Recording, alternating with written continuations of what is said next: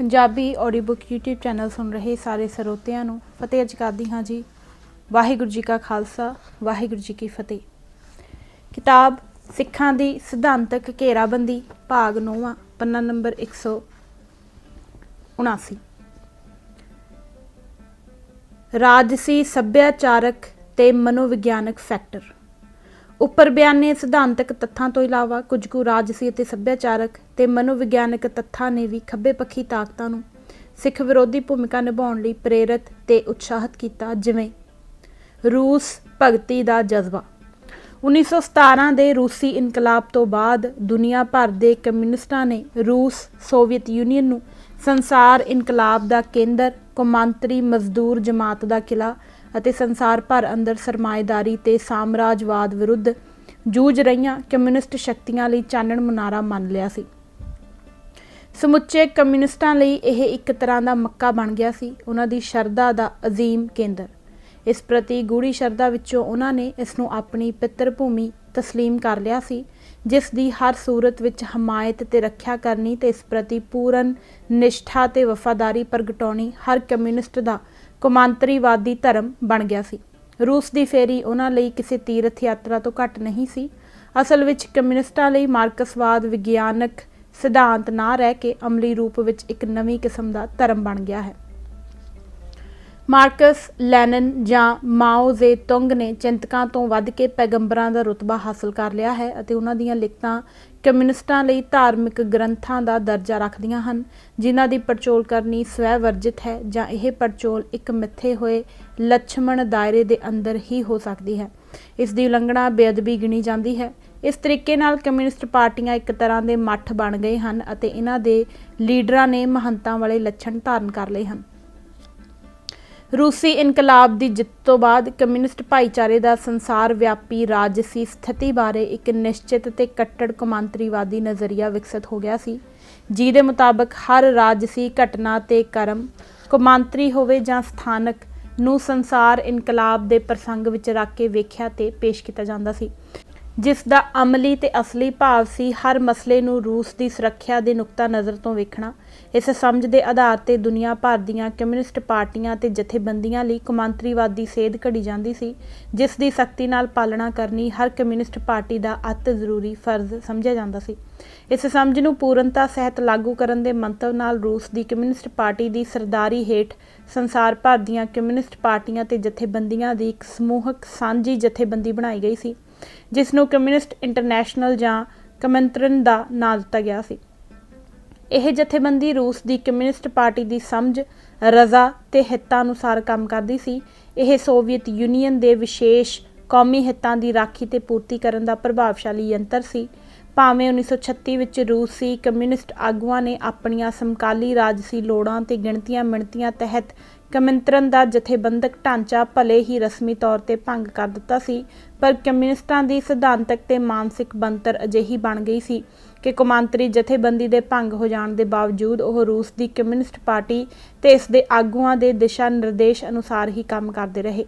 ਉਹਨਾਂ ਦੀ ਆਜ਼ਾਦਾਨਾ ਤੌਰ ਤੇ ਸੋਚਣ ਤੇ ਅਮਲ ਕਰਨ ਦੀ ਸਮਰੱਥਾ ਯੋਗਤਾ ਖਤਮ ਹੋ ਗਈ ਸੀ। ਉਹ ਰੂਸ ਦੇ ਹੱਥ ਠੋਕੇ ਬਣ ਗਏ ਸਨ, ਜਿਹੜੇ ਸੋਵੀਅਤ ਯੂਨੀਅਨ ਦੀ ਵਿਦੇਸ਼ ਨੀਤੀ ਦੀਆਂ ਲੋੜਾਂ ਅਨੁਸਾਰ ਆਪਣੀਆਂ ਨੀਤੀਆਂ ਤੇ ਪੈਂਤੜੇ ਤੈਅ ਕਰਦੇ ਸਨ।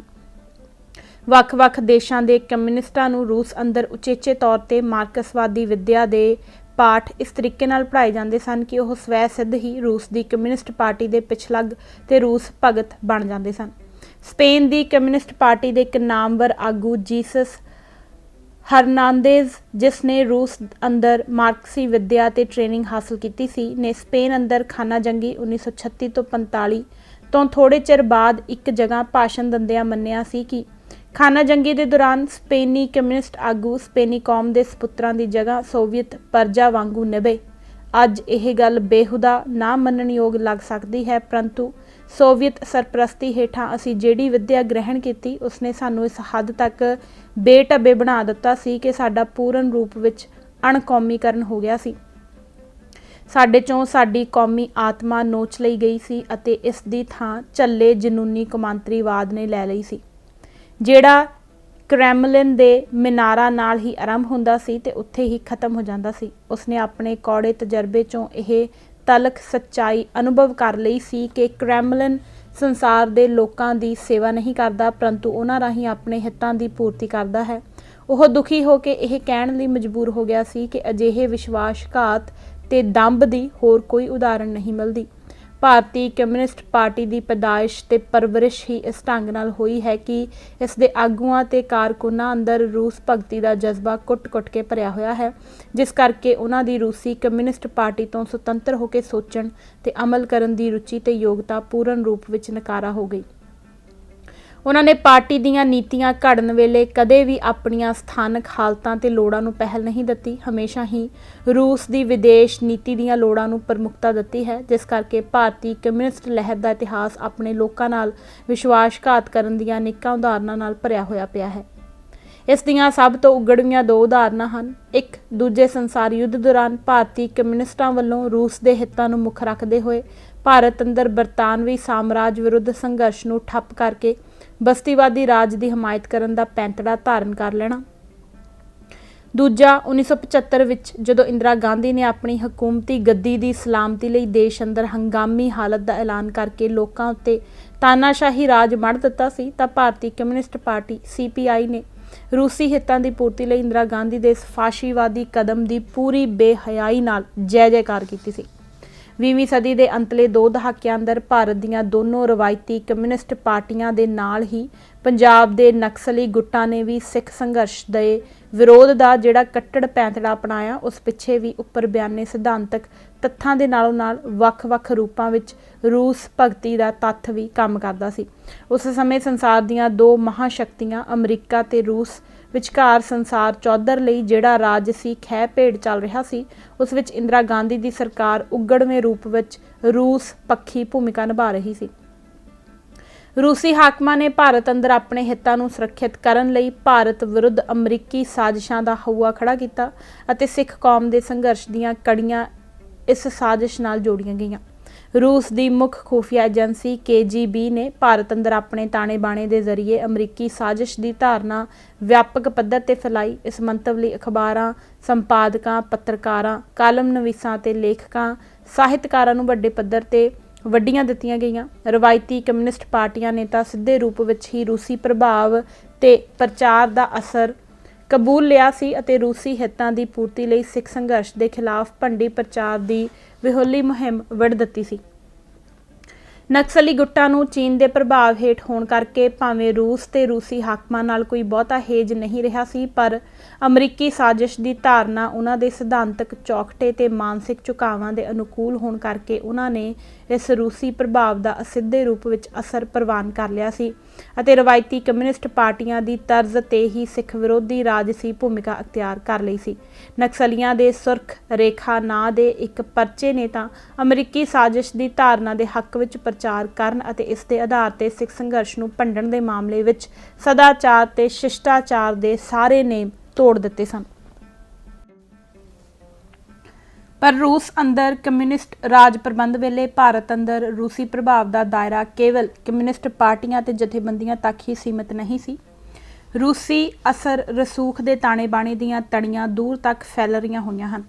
ਕਮਿਊਨਿਸਟ ਆਗੂਆਂ ਤੇ ਕਾਰਕੁਨਾਂ ਤੋਂ ਇਲਾਵਾ ਵਿਦਵਾਨਾਂ, ਸੰਪਾਦਕਾਂ, ਪੱਤਰਕਾਰਾਂ, ਰਾਜਸੀ ਵਿਸ਼ਲੇਸ਼ਕਾਂ, ਲੇਖਕਾਂ, ਸਾਹਿਤਕਾਰਾਂ ਤੇ ਕਲਾਕਾਰਾਂ ਆਦਿ ਵਰਗਾਂ ਨੂੰ ਭਰਮਾਉਣ ਤੇ ਫਾਹੁਣ ਲਈ ਸੁਚੇਤ ਤੇ ਵਿਉਂਤਬੱਧ ਯਤਨ ਕੀਤੇ ਜਾਂਦੇ ਹਨ।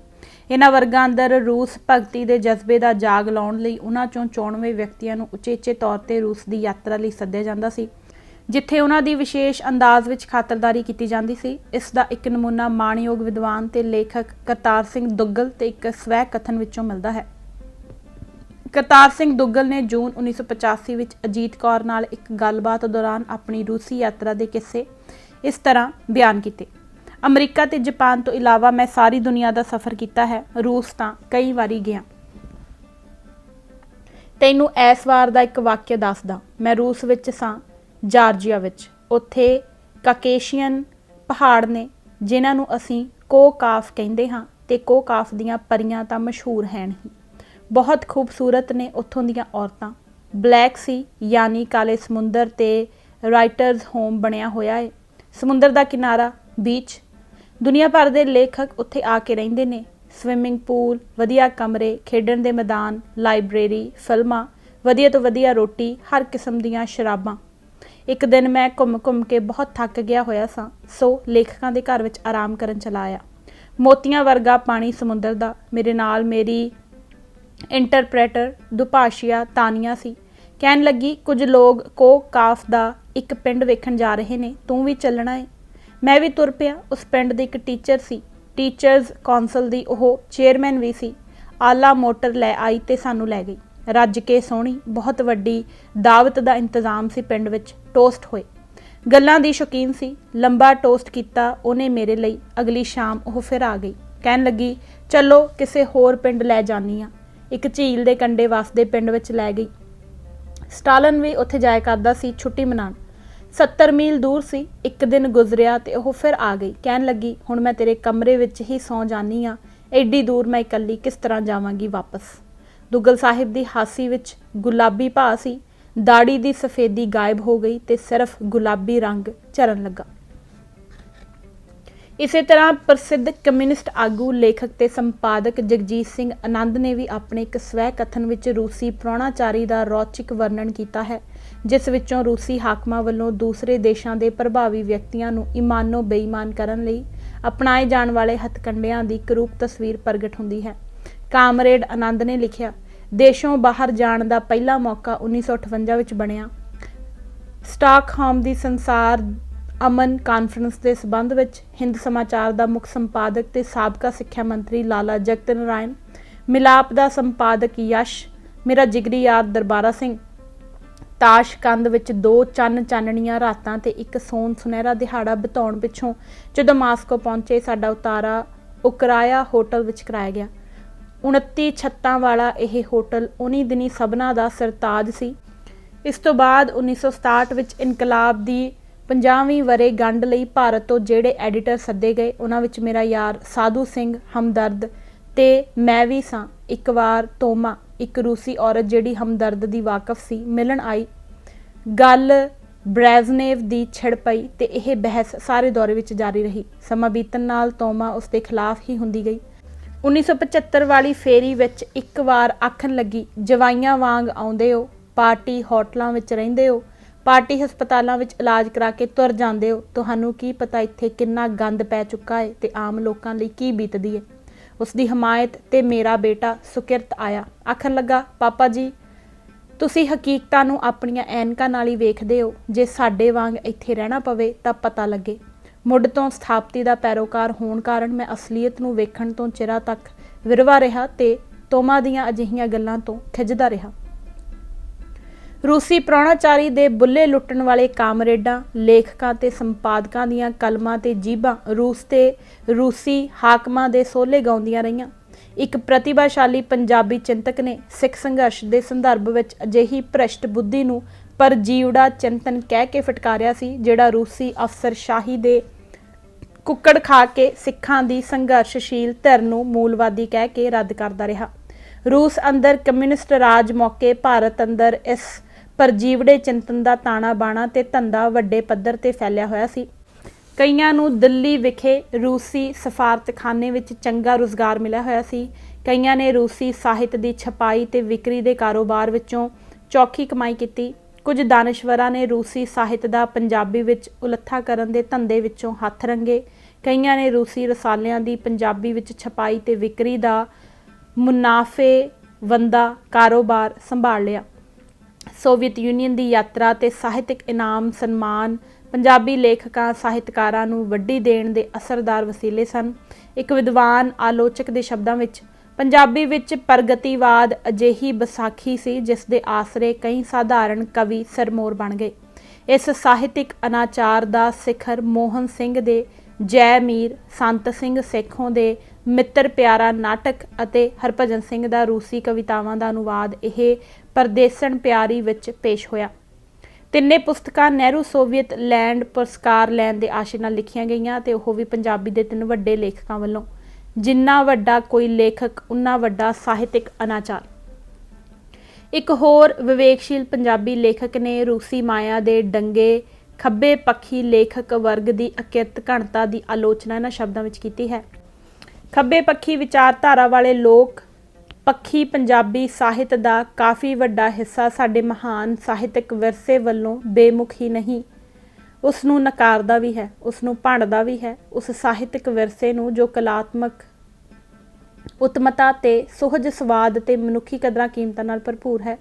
ਜਿਹੜਾ ਵੀ ਲੇਖਕ ਜਿੰਨਾ ਵੀ ਵੱਧ ਖੱਬੇ ਪੱਖੀ ਤੇ ਉਲਾਰ ਹੈ, ਉਸ ਵਿੱਚ ਇਹ ਗੱਲ ਉਨੀ ਹੀ ਵੱਧ ਨਜ਼ਰ ਆਉਂਦੀ ਹੈ। ਮਾਰਕਸਵਾਦ ਦੇ ਨਾਂ ਤੇ ਇਹ ਕਲੰਕ ਹੈ। ਮਾਰਕਸਵਾਦ ਤੋਂ ਵੀ ਵੱਧ ਮਨੁੱਖਤਾ ਤੇ ਸੱਭਿਅਤਾ ਦੇ ਨਾਂ ਤੇ ਕਲੰਕ ਹੈ। ਵਰਿਆਮ ਸਿੰਘ ਸੰਧੂ ਨੇ ਵੀ ਆਪਣੇ ਅਨੁਭਵ ਵਿੱਚੋਂ ਇਹ ਤੱਥ ਨੋਟ ਕੀਤਾ ਹੈ ਕਿ ਖੱਬੀ ਧਿਰ ਦੇ ਬਹੁਤ ਵੱਡੇ ਹਿੱਸੇ ਨੂੰ ਗੁਰੂਆਂ ਦੀ ਕੁਰਬਾਨੀ ਵਾਲਾ ਹਿੱਸਾ ਆਪਣੇ ਇਤਿਹਾਸ ਦਾ ਹਿੱਸਾ ਨਹੀਂ ਲੱਗਦਾ। ਅਸਲ ਵਿੱਚ ਖੱਬੀ ਧਿਰ ਦਾ ਬਹੁਤ ਵੱਡਾ ਹਿੱਸਾ ਸਾਡੇ ਮੱਧਕਾਲੀਨ ਇਨਕਲਾਬੀ ਇਤਿਹਾਸ ਨੂੰ ਆਪਣੇ ਵਿਰਸੇ ਵਜੋਂ ਸਵੀਕਾਰਨ ਦੀ ਥਾਂ ਉਸ ਤੋਂ ਇੱਕ ਵਿੱਥ ਥਾਪ ਕੇ ਚੱਲਣ ਦਾ ਵਿਸ਼ਵਾਸੀ ਰਿਹਾ ਹੈ ਅਤੇ ਆਪਣੇ ਇਤਿਹਾਸ ਨੂੰ ਰੂਸ ਜਾਂ ਚੀਨ ਵਰਗੇ ਇਨਕਲਾਬਾਂ ਦੇ ਇਤਿਹਾਸ ਨਾਲ ਜੋੜ ਕੇ ਕੇਵਲ ਤੇ ਕੇਵਲ ਉਹਨਾਂ ਦੇ ਇਤਿਹਾਸ ਨੂੰ ਹੀ ਆਪਣਾ ਪ੍ਰੇਰਨਾ ਸਰੋਤ ਸਮਝਾਉਂਦਾ ਰਿਹਾ ਹੈ। 80ਵਿਆਂ ਵਿੱਚ ਮਾਸਕੋ ਵਿਖੇ ਭਾਰਤੀ ਸਫਾਰਤਖਾਨੇ ਵਿੱਚ ਸੇਵਾ ਨਿਭਾਉਣ ਵਾਲੇ ਇੱਕ ਖੱਬੇ ਪੱਖੀ ਪੰਜਾਬੀ ਲੇਖਕ ਕਰਨਜੀਤ ਸਿੰਘ ਨੇ 2 ਦਹਾਕੇ ਬਾਅਦ ਲਿਖੀ ਆਪਣੀ ਸਵੈ ਜੀਵਨੀ ਵਿੱਚ ਇਹ ਹੈਰਾਨੀਜਨਕ ਤੱਥ ਉਜਾਗਰ ਕੀਤਾ ਹੈ ਕਿ ਇੰਦਰਾ ਗਾਂਧੀ ਦੇ ਕਤਲ ਤੋਂ ਬਾਅਦ ਦਿੱਲੀ ਤੇ ਹੋਰਨਾਂ ਥਾਵਾਂ ਉੱਤੇ ਸਿੱਖਾਂ ਦਾ ਜੋ ਭਿਆਨਕ ਕਤਲੇਆਮ ਹੋਇਆ ਸੀ, ਰੂਸ ਅੰਦਰ ਉਸ ਬਾਰੇ ਕੋਈ ਵੀ ਖਬਰ ਤੇ ਰਿਪੋਰਟ ਨਸ਼ਰ ਨਹੀਂ ਹੋਣ ਦਿੱਤੀ ਗਈ ਸੀ। ਮਾਸਕੋ ਟੈਲੀਵਿਜ਼ਨ ਇੰਦਰਾ ਗਾਂਧੀ ਬਾਰੇ ਜਿਹੜੀਆਂ ਖਬਰਾਂ ਦਿਖਾ ਰਿਹਾ ਸੀ, ਉਹ ਇੱਕ ਪਾਸੜ ਸਨ। ਸ਼ਾਇਦ ਉਹ ਦੋਸਤੀ ਨਿਭਾਉਣ ਨੂੰ ਪੂਰਾ ਸੱਚ ਦਿਖਾਉਣ ਨਾਲੋਂ ਪਹਿਲ ਦੇ ਰਿਹਾ ਸੀ। ਇੰਦਰਾ ਦੇ ਕਤਲ ਮਗਰੋਂ ਦਿੱਲੀ ਅਤੇ ਦੇਸ਼ ਦੇ ਕੁਝ ਹੋਰ ਸ਼ਹਿਰਾਂ ਵਿੱਚ ਆਮ ਸਿੱਖਾਂ ਨਾਲ ਜੋ ਵਹਿਸ਼ੀਆਨਾ ਸਲੂਕ ਕੀਤਾ ਗਿਆ ਸੀ ਅਤੇ 2-3 ਦਿਨ ਜਿਸ ਤਰ੍ਹਾਂ ਅੰਨ੍ਹੇਵਾਹ ਖੂਨ ਦਾ ਬਦਲਾ ਖੂਨ ਦੇ ਜਨੂੰਨ ਵਿੱਚ ਸਿੱਖ ਪਰਿਵਾਰਾਂ ਨੂੰ ਕਤਲ ਕੀਤਾ ਗਿਆ, ਉਹਨਾਂ ਦੀਆਂ ਜਾਇਦਾਦਾਂ ਸਾੜੀਆਂ ਫੂਕੀਆਂ ਗਈਆਂ ਸਨ, ਉਸ ਬਾਰੇ ਮਾਸਕੋ ਰੇਡੀਓ ਅਤੇ ਟੀਵੀ ਨੇ ਪੂਰਨ ਚੁੱਪ ਤਾਂ ਧਾਰੀ ਹੀ ਹੋਈ ਸੀ। ਸਰਕਾਰ ਨੇ BBC ਦੀ ਆਵਾਜ਼ ਵੀ ਬੰਦ ਕਰ ਦਿੱਤੀ ਸੀ। ਇਸ ਲਈ ਜਦੋਂ ਕਰਨਜੀਤ ਨੇ ਟੀਵੀ ਉੱਤੇ ਇੰਦਰਾ ਗਾਂਧੀ ਦੇ ਫਿਊਨਰਲ ਦੀਆਂ ਝਲਕੀਆਂ ਵੇਖੀਆਂ ਤਾਂ ਉਸ ਜਲੂਸ ਵਿੱਚ ਕਿਸੇ ਵੀ ਪਗੜੀ ਵਾਲੇ ਨੂੰ ਨਾ ਦੇਖ ਕੇ ਉਸ ਨੂੰ ਦੁੱਖ ਵੀ ਹੋਇਆ ਤੇ ਅਫਸੋਸ ਵੀ। ਉਹ ਸੋਚ ਰਿਹਾ ਸੀ, ਸਿੱਖ ਜਨਤਾ ਨੀਲਾ ਤਾਰਾ ਦੀ ਘਟਨਾ ਤੋਂ ਇੰਦਰਾ ਗਾਂਧੀ ਨਾਲ ਇੰਨੀ ਨਾਰਾਜ਼ ਹੋਈ ਬੈਠੀ ਹੈ ਕਿ ਇੱਕ ਵੀ ਸਿੱਖ ਉਸ ਦੇ ਨੜੋਏ ਫਿਊਨਰਲ ਵਿੱਚ ਸ਼ਾਮਲ ਨਹੀਂ ਹੋਇਆ। ਇਸ ਸਥਿਤੀ ਤੋਂ ਬੇਚੈਨ ਤੇ ਪਰੇਸ਼ਾਨ ਉਹ 2-3 ਰਾਤਾਂ ਸੌਂ ਨਹੀਂ ਸੀ ਸਕਿਆ ਤੇ ਅਖੀਰ ਉਸਨੇ ਰਾਜੀਵ ਗਾਂਧੀ ਨੂੰ ਚਿੱਠੀ ਲਿਖ ਕੇ ਆਪਣਾ ਮਨ ਹੌਲਾ ਕੀਤਾ। ਉਸ ਚਿੱਠੀ ਵਿੱਚ ਉਸਨੇ ਲਿਖਿਆ ਸੀ, ਇਹ ਦੇਖ ਕੇ ਬੜਾ ਦੁੱਖ ਹੋਇਆ ਹੈ ਕਿ ਮੇਰੇ ਲੋਕਾਂ ਦੀ ਇਸ ਮਹਾਨ ਸਪੁੱਤਰੀ, ਜਿਸ ਦਾ ਸਮੁੱਚੀ ਮਾਨਵਤਾ ਦੇ ਕਾਜ਼ ਨੂੰ ਯੋਗਦਾਨ ਬਦਲੇ ਸੰਸਾਰ ਭਰ ਅੰਦਰ ਪੁਰਜ਼ੋਰ ਸਤਿਕਾਰ ਕੀਤਾ ਜਾਂਦਾ ਸੀ, ਨੂੰ ਸ਼ਰਧਾ ਦੇ ਫੁੱਲ ਭੇਟ ਕਰਨ ਲਈ ਜੁੜੇ ਲੱਖਾਂ ਲੋਕਾਂ ਵਿੱਚ ਇਸ ਬਹਾਦਰ ਤੇ ਦੇਸ਼ ਭਗਤ ਸਿੱਖ ਭਾਈਚਾਰੇ ਦਾ ਇੱਕ ਵੀ ਨੁਮਾਇੰਦਾ ਨਜ਼ਰ ਨਹੀਂ ਆਇਆ। ਸ਼੍ਰੋਮਣੀ ਅਕਾਲੀ ਦਲ ਤੇ ਸ਼੍ਰੋਮਣੀ ਗੁਰਦੁਆਰਾ ਪ੍ਰਬੰਧਕ ਕਮੇਟੀ ਵੱਲੋਂ ਧਰਮ ਤੇ ਰਾਜਨੀਤੀ ਨੂੰ ਰਲਗੱਡ ਕਰਨ ਦੀ ਘਾਤਕ ਧਾਰਨਾ ਦਾ ਨਤੀਜਾ ਅੱਤਵਾਦੀਆਂ ਵੱਲੋਂ ਸਾਡੀ ਸ਼ਰਧਾ ਦੇ ਸਥਾਨਾਂ ਦੀ ਬੇਹੁਰਮਤੀ ਕਰਨ ਵਿੱਚ ਨਿਕਲਿਆ। ਮੇਰੇ ਅਜੀਜ਼ ਪ੍ਰਧਾਨ ਮੰਤਰੀ ਜੀਓ, ਮੈਂ ਤੁਹਾਨੂੰ ਇਹ ਯਕੀਨ ਦਿਵਾਉਣਾ ਚਾਹੁੰਦਾ ਹਾਂ ਕਿ ਨਾ ਤਾਂ ਸਾਰੇ ਸਿੱਖ ਅਕਾਲੀ ਹਨ ਅਤੇ ਨਾ ਸਾਰੇ ਅਕਾਲੀ ਅੱਤਵਾਦੀ ਦਹਿਸ਼ਤਗਰਦ ਹਨ ਅਤੇ ਨਾ ਹੀ ਸਾਰੇ ਸਿੱਖ ਇਹ ਸੋਚਦੇ ਹਨ ਕਿ ਧਰਮ ਤੇ ਰਾਜਨੀਤੀ ਨੂੰ ਵੱਖ-ਵੱਖ ਨਹੀਂ ਕੀਤਾ ਜਾ ਸਕਦਾ। ਤਸਵੀਰ ਦਾ ਦੂਜਾ ਪਾਸਾ ਕਰਨਜੀਤ ਸਾਹਮਣੇ ਉਦੋਂ ਆਇਆ ਜਦੋਂ ਕਈ ਦਿਨਾਂ ਬਾਅਦ ਦੇਸ਼ ਨੂੰ ਅਖਬਾਰਾਂ ਆਈਆਂ ਅਤੇ ਦੋਸਤਾਂ ਮਿੱਤਰਾਂ ਤੇ ਰਿਸ਼ਤੇਦਾਰਾਂ ਦੀਆਂ ਚਿੱਠੀਆਂ ਪਹੁੰਚੀਆਂ। ਲੋਕਾਂ ਨੂੰ ਜਦੋਂ ਇਸ ਤਰ੍ਹਾਂ ਝੂਠੀ ਇੱਕ ਪਾਸੜ ਤੇ ਭੜਕਾਊ ਜਾਣਕਾਰੀ ਦਿੱਤੀ ਜਾਂਦੀ ਹੈ ਤਾਂ ਉਹਨਾਂ ਦੇ ਮਨ ਕਿੰਨੇ ਤਵੱਸਬੀ ਤੇ ਜ਼ਹਿਰੀਲੇ ਹੋ ਜਾਂਦੇ ਹਨ, ਉਸ ਦਾ ਸਬੂਤ ਮਾਸਕੋ ਅੰਦਰ ਕਰਨਜੀਤ ਸਿੰਘ ਨਾਲ ਵਾਪਰੀ ਇੱਕ ਘਟਨਾ ਤੋਂ ਮਿਲ ਜਾਂਦਾ ਹੈ। ਇੰਦਰਾ ਗਾਂਧੀ ਦੇ ਕਤਲ ਤੋਂ ਦੂਜੇ ਦਿਨ ਕਰਮਜੀਤ ਤੇ ਉਸ ਦਾ ਇੱਕ ਜਿਗਰੀ ਦੋਸਤ ਜੁਗਬਦਲ ਸਿੰਘ ਇੱਕ ਹੋਟਲ ਵਿੱਚ ਭਾਰਤ ਤੋਂ ਆਏ ਆਪਣੇ ਇੱਕ ਮਿੱਤਰ ਨੂੰ ਮਿਲ ਕੇ ਜਦੋਂ ਬਾਹਰ ਨਿਕਲੇ ਤਾਂ ਰੂਸੀ ਕਰਨਜੀਤ ਦੇ ਸਾਹਮਣੇ ਆ ਖੜਾ ਹੋਇਆ ਅਤੇ ਉੱਚੀ-ਉੱਚੀ ਬੋਲਣ ਲੱਗਾ। ਉਸ ਦੀਆਂ ਅੱਖਾਂ ਵਿੱਚ ਜਿਵੇਂ ਖੂਨ ਉਤਰਿਆ ਹੋਵੇ ਜਾਪਦਾ ਸੀ। ਉਸਨੇ ਰੱਜ ਕੇ ਵੋਦਕਾ ਪੀਤੀ ਹੋਈ ਸੀ। ਕਰਨਜੀਤ ਨੇ ਆਪਣੇ ਦੋਸਤ ਜੁਗਬਦਲ ਸਿੰਘ ਨੂੰ ਕਿਹਾ, ਇਹ ਕੀ ਬਕ-ਬਕ ਕਰ ਰਿਹਾ, ਮੈਨੂੰ ਤਾਂ ਕੁਝ ਸਮਝ ਨਹੀਂ ਆਇਆ। ਦੋਸਤ ਨੇ ਜਵਾਬ ਦਿੱਤਾ, ਭਾਜੀ ਇਹ ਰੂਸੀ ਵਿੱਚ ਗਾਲਾਂ ਕੱਢ ਰਿਹਾ, ਕਹਿੰਦਾ ਏ ਇੰਦਰਾ ਗਾਂਧੀ ਦਾ ਕਤਲ ਕਰਨ ਵਾਲਿਆਂ ਨੂੰ ਬਿਜਲੀ ਦੇ ਖੰਭੇ ਨਾਲ ਬੰਨ੍ਹ ਕੇ ਗੋਲੀਆਂ ਨਾਲ ਉਡਾਉਣਾ ਚਾਹੀਦਾ। ਕਮਿਊਨਿਸਟਾਂ ਦੀ ਵਿਚਾਰਧਾਰਕ ਤੰਗ ਨਜ਼ਰੀ ਤੇ ਕੱਟੜਤਾ ਲੋਕਾਂ ਦਾ ਇਸ ਤਰ੍ਹਾਂ ਘਾਣ ਕਰਦੀ ਹੈ। ਉਹ ਆਪਣੇ ਪੈਰੋਕਾਰਾਂ ਦੇ ਮਨਾਂ ਅੰਦਰ ਆਪਣੇ ਵਿਰੋਧੀਆਂ ਦੇ ਖਿਲਾਫ ਇੰਨੀ ਨਫ਼ਰਤ ਭਰ ਦਿੰਦੇ ਹਨ ਕਿ ਉਹਨਾਂ ਅੰਦਰ ਵਿਰੋਧਾਂ ਤੇ ਵਿਰੋਧੀਆਂ ਨੂੰ ਸਹਿਣ ਕਰਨ ਦਾ ਮਾਦਾ ਖਤਮ ਹੋ ਜਾਂਦਾ ਹੈ ਅਤੇ ਉਹਨਾਂ ਦੇ ਸ਼ਬਦਾਂ ਤੇ ਬੋਲਾਂ ਵਿੱਚੋਂ ਹਿੰਸਾ ਕਿਰਨ ਲੱਗ ਪੈਂਦੀ ਹੈ। ਕਰਨਜੀਤ ਸਿੰਘ ਦਰਬਾਰ ਸਾਹਿਬ ਉੱਤੇ ਹਮਲੇ ਤੋਂ ਬਾਅਦ ਕੁਝ ਪੰਜਾਬੀ ਦਾਨਸ਼ਵਰਾਂ ਤੇ ਲੇਖਕਾਂ ਅੰਦਰ ਇੰਦਰਾ ਗਾਂਧੀ ਦੇ ਵਿਰੁੱਧ ਪੈਦਾ ਹੋਈਆਂ ਭਾਵਨਾਵਾਂ ਤੋਂ ਬੇਹੱਦ ਦੁਖੀ ਹੋਇਆ ਸੀ। ਉਸਨੇ ਲਿਖਿਆ ਸੀ, ਦਰਬਾਰ ਸਾਹਿਬ ਉੱਤੇ ਹਮਲੇ ਤੋਂ ਬਾਅਦ ਵੱਡੇ ਵੱਡੇ ਵਿਦਵਾਨਾਂ, ਲੇਖਕਾਂ ਤੇ ਸਮਾਜ ਸੇਵੀਆਂ ਦਾ ਸੰਤੁਲਨ ਜਾਂਦਾ ਰਿਹਾ। ਕੋਈ ਵਿਰਲਾ ਟਾਵਾਂ ਪੰਜਾਬੀ ਲੇਖਕ ਹੀ ਐਸਾ ਸੀ ਜਿਹੜਾ ਭਾਵਨਾਵਾਂ ਦੇ ਵਹਿਣ ਵਿੱਚ ਵਹਿ ਜਾਣ ਤੋਂ ਬਚ ਸਕਿਆ ਹੋਵੇ।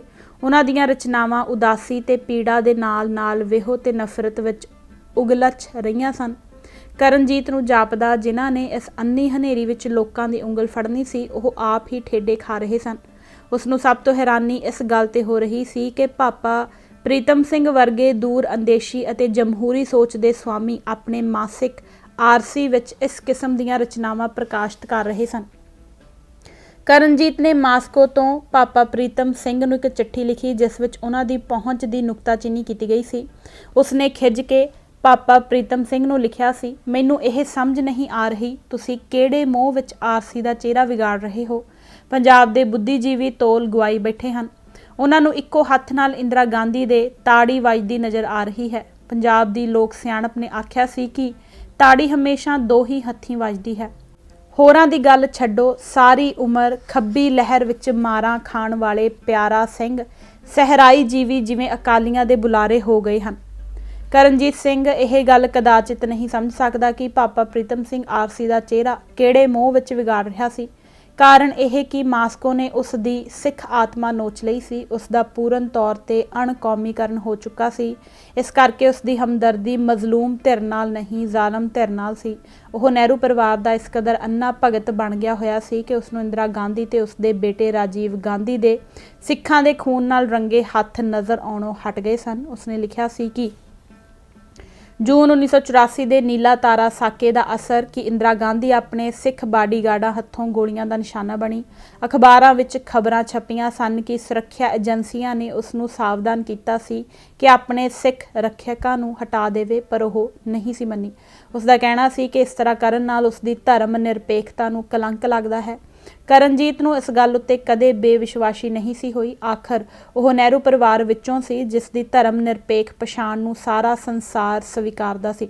ਇਹ ਕਾਰਨ ਸੀ ਕਿ ਉਸਨੇ ਇੰਦਰਾ ਗਾਂਧੀ ਦੇ ਕਤਲ ਸੰਬੰਧੀ ਇੱਕ ਕਵਿਤਾ ਲਿਖੀ ਸੀ। ਇਹ ਕਵਿਤਾ ਉਸਨੇ ਮਾਸਕੋ ਵਿਖੇ ਭਾਰਤੀ ਦੂਤਾਵਾਸ ਵਿਖੇ ਇੰਦਰਾ ਗਾਂਧੀ ਦੇ ਸ਼ਰਧਾਂਜਲੀ ਸਮਾਗਮ ਵਿੱਚ ਪੜ੍ਹੀ ਸੀ। ਉਹ ਸਿੱਖ ਉਭਾਰ ਨੂੰ ਵੇਖ ਕੇ ਕਿੰਨਾ ਭੈਭੀਤ ਹੋ ਗਿਆ ਸੀ, ਇਸ ਦਾ ਸਬੂਤ ਉਸ ਦੀਆਂ ਇਹਨਾਂ ਸਤਰਾਂ ਤੋਂ ਮਿਲਦਾ ਹੈ। ਧਾਰਮਿਕ ਸੰਕੀਰਣਤਾ ਤੇ ਕੱਟੜਤਾ ਭਿਆਨਕ ਰੂਪ ਧਾਰਨ ਕਰ ਗਈ ਸੀ। ਅਜੋਕਾ ਪੰਜਾਬ ਤਥਾ ਕਥਿਤ ਪੰਜਾਬੀਅਤ ਦਾ ਚਿਹਰਾ ਆਪਣਿਆਂ ਦੇ ਹੱਥੋਂ ਹੀ ਬਲੁੰਦਰਿਆ ਪਿਆ ਹੈ।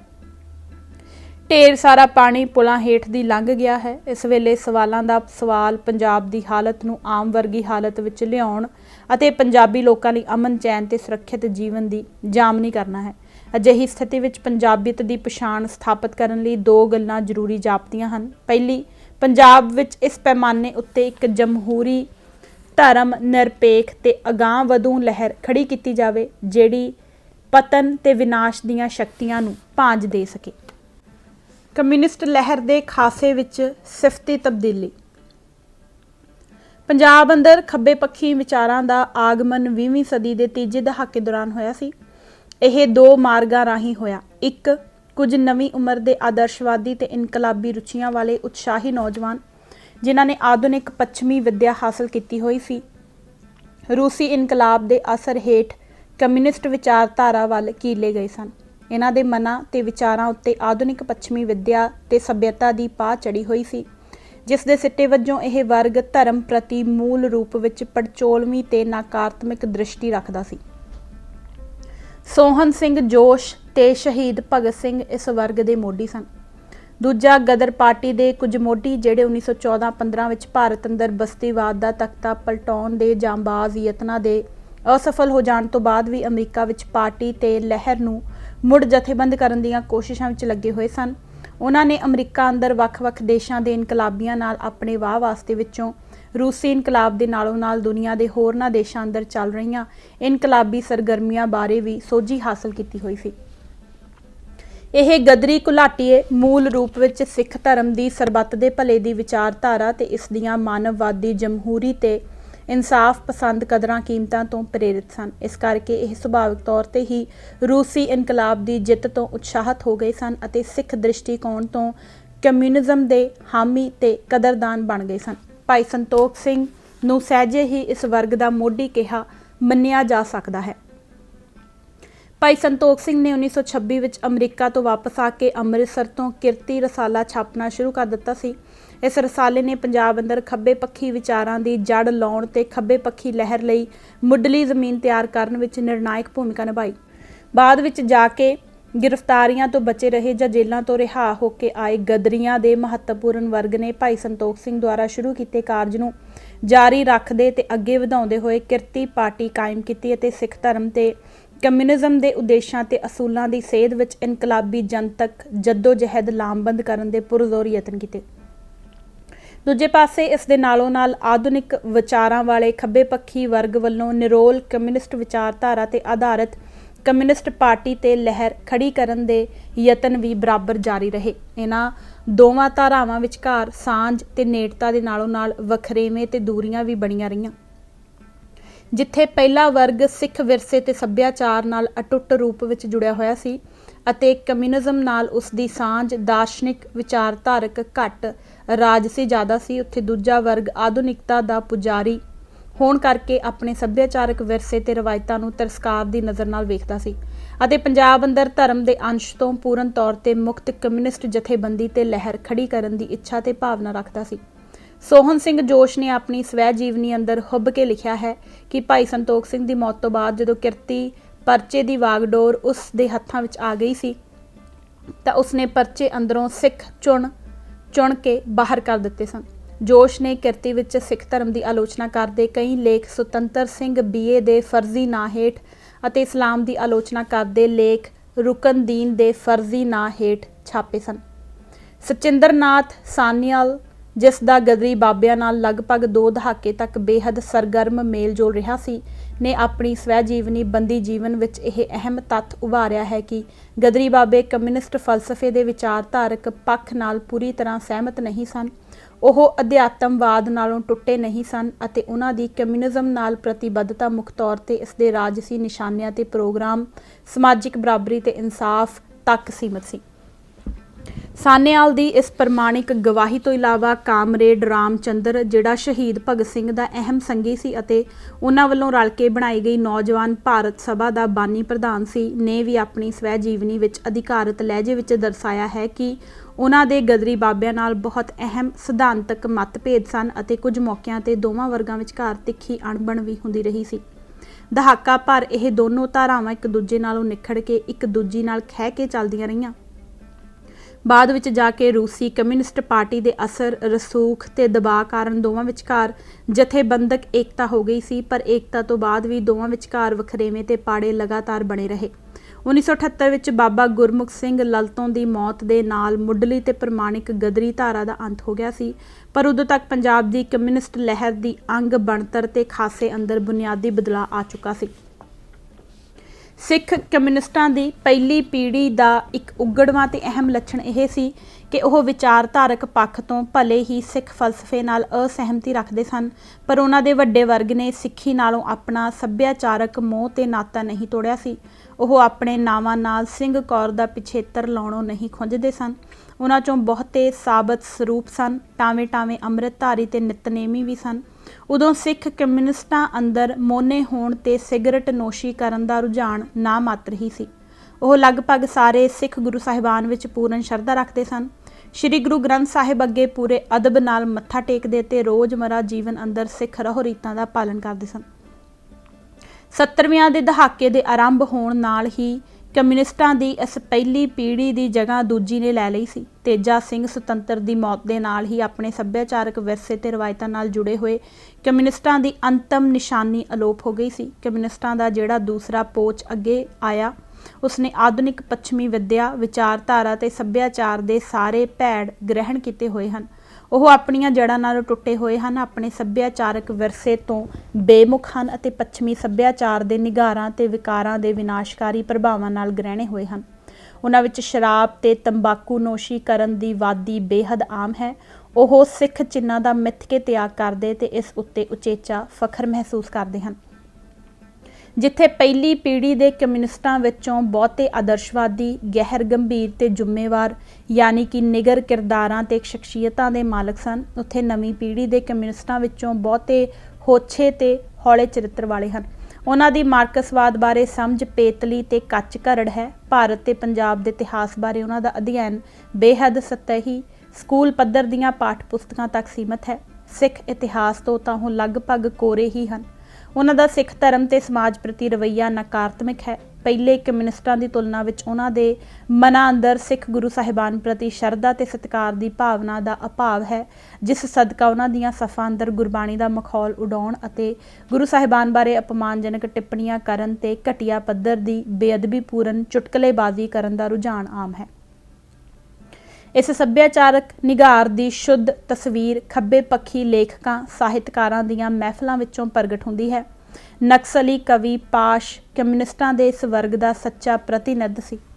ਇੱਕ ਖੱਬੇ ਪੱਖੀ ਲੇਖਕ ਵੱਲੋਂ ਦਰਸਾਈ ਇੱਕ ਘਟਨਾ ਤੋਂ ਪੁਰਾਣੇ ਤੇ ਨਵੇਂ ਪੋਚ ਦੇ ਕਾਮਰੇਡਾਂ ਵਿਚਲੇ ਸੱਭਿਆਚਾਰਕ ਅੰਤਰ ਦੀ ਤਸਵੀਰ ਸਾਫ਼ ਉਘੜ ਆਉਂਦੀ ਹੈ। ਹਿੰਮਤ ਸਿੰਘ ਸੋਢੀ ਨੇ ਇੱਕ ਆਪ ਬੀਤੀ ਦਾ ਵਰਣਨ ਇਸ ਤਰ੍ਹਾਂ ਕੀਤਾ ਹੈ। ਮੇਰੇ ਸਾਹਮਣੇ ਵਾਪਰੀ ਗੱਲ ਹੈ। ਅੰਮ੍ਰਿਤਸਰ ਵਿਖੇ ਪਾਰਟੀ ਦੇ ਇੱਕ ਸਾਥੀ ਦੀ ਦੁਕਾਨ ਉੱਤੇ ਝਬਾਲ ਜਾਂ ਮਜੀਠੇ ਵੱਲੋਂ ਪਾਰਟੀ ਲਿਟਰੇਚਰ ਖਰੀਦਣ ਲਈ ਆਇਆ ਹੋਇਆ ਇੱਕ ਸਾਥੀ ਆਪਣੇ ਵੱਲੋਂ ਬੜੀ ਮਾਰਕੇ ਦੀ ਗੱਲ ਸੁਣਾ ਰਿਹਾ ਸੀ। ਜੀ ਜਦੋਂ ਹੋ ਚੀ ਮਿਨ ਆਇਆ ਸੀ ਨਾ ਇੱਥੇ ਆਪਣੇ ਦਿੱਲੀ ਨਹਿਰੂ ਨੂੰ ਮਿਲਣ, ਤਾਂ ਅਜੇ ਘੋਸ਼ ਤੇ ਸਾਥੀ ਸੁਰਜੀਤ ਨਾਲ ਵੀ ਉਸਦੀ ਮੁਲਾਕਾਤ ਹੋਈ। ਕਾਮਰੇਡ ਹੋ ਚੀ ਮਿਨ ਨੇ ਸਿਗਰਟ ਕੱਢ ਕੇ ਆਫਰ ਕੀਤੀ। ਕਾਮਰੇਡ ਅਜੇ ਨੇ ਤਾਂ ਲੈ ਲਈ, ਪਰ ਸਾਥੀ ਸੁਰਜੀਤ ਕਹਿਣ ਲੱਗਾ, ਜੀ ਅਸੀਂ ਸਿੱਖ ਹੁੰਦੇ ਹਾਂ, ਮੈਂ ਨਹੀਂ ਪੀਂਦਾ। ਭਲਾ ਇਹਨਾਂ ਨੂੰ ਕੋਈ ਪੁੱਛੇ, ਭਲਿਓ ਲੋਕੋ ਫਿਰ ਕਮਿਊਨਿਸਟ ਕਾਹਦੇ ਲਈ ਬਣੇ ਹੋ ਜੇ ਸਿੱਖੀ ਵੀ ਨਾਲ ਨਾਲ ਹੀ ਲਈ ਫਿਰਦੇ ਹੋ। ਪਾਸ਼ ਨੇ CPI ਦੇ ਜ਼ਿਲ੍ਹਾ ਸਕੱਤਰ ਚੈਨ ਸਿੰਘ ਚੈਨ ਨੂੰ ਭੇਜੇ ਪੱਤਰ ਵਿੱਚ ਪਾਰਟੀ ਤੋਂ ਆਪਣਾ ਅਸਤੀਫਾ ਦੇਣ ਦਾ ਵੱਡਾ ਕਾਰਨ ਇਹ ਦੱਸਿਆ ਸੀ ਕਿ ਮੈਂ ਆਪਣੇ ਅਮਲੀ ਤਜਰਬੇ ਵਿੱਚੋਂ ਇਸ ਨਿਰਣੇ ਤੇ ਪਹੁੰਚਿਆ ਹਾਂ ਕਿ CPI ਨੂੰ ਮਾਰਕਸ ਲੈਨਿਨ, ਮਾਓ ਤੇ ਸਟਾਲਨ ਤੋਂ ਵਧੇਰੇ ਗਾਂਧੀ ਤੇ ਨਾਨਕ ਵਿੱਚ ਵਿਸ਼ਵਾਸ ਹੈ। ਪਾਸ਼ ਦੇ ਅਸਤੀਫੇ ਦੀ ਸਮੁੱਚੀ ਇਬਾਰਤ ਤੋਂ ਜਿੱਥੇ ਉਸ ਦਾ ਸਿਧਾਂਤਕ ਤੇ ਸ਼ਖਸੀ ਹੋਛਾਪਣ ਉਜਾਗਰ ਹੁੰਦਾ ਹੈ, ਉੱਥੇ ਉਸ ਦੀ ਸਿੱਖ ਗੁਰੂਆਂ ਬਾਰੇ ਨਾਕਸ ਸੋਚ ਤੇ ਭਾਵਨਾ ਵੀ ਪ੍ਰਤੱਖ ਉਘੜ ਆਉਂਦੀ ਹੈ।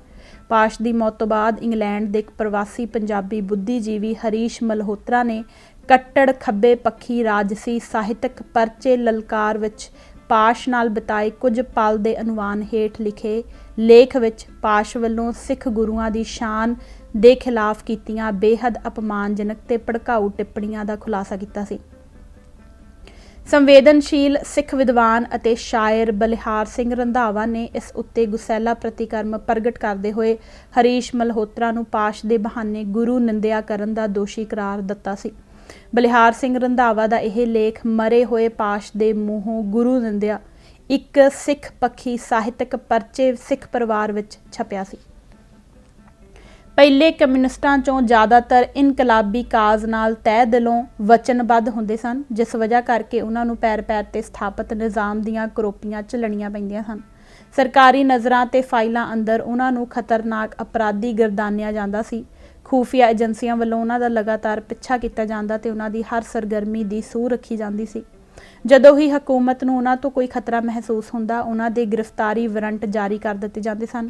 ਉਹਨਾਂ ਵੱਲੋਂ ਗ੍ਰਿਫਤਾਰੀ ਤੋਂ ਬਚਣ ਲਈ ਰੂਪੋਸ਼ ਹੋ ਜਾਣ ਦੀ ਸੂਰਤ ਵਿੱਚ ਉਹਨਾਂ ਦੇ ਪਰਿਵਾਰਾਂ ਤੇ ਰਿਸ਼ਤੇਦਾਰਾਂ ਨੂੰ ਤੰਗ ਪਰੇਸ਼ਾਨ ਕੀਤਾ ਜਾਂਦਾ ਸੀ ਤੇ ਕਈ ਵਾਰ ਉਹਨਾਂ ਦੇ ਘਰ-ਬਾਰ ਤੇ ਫਸਲਾਂ ਉਜਾੜ ਦਿੱਤੀਆਂ ਜਾਂਦੀਆਂ ਸਨ।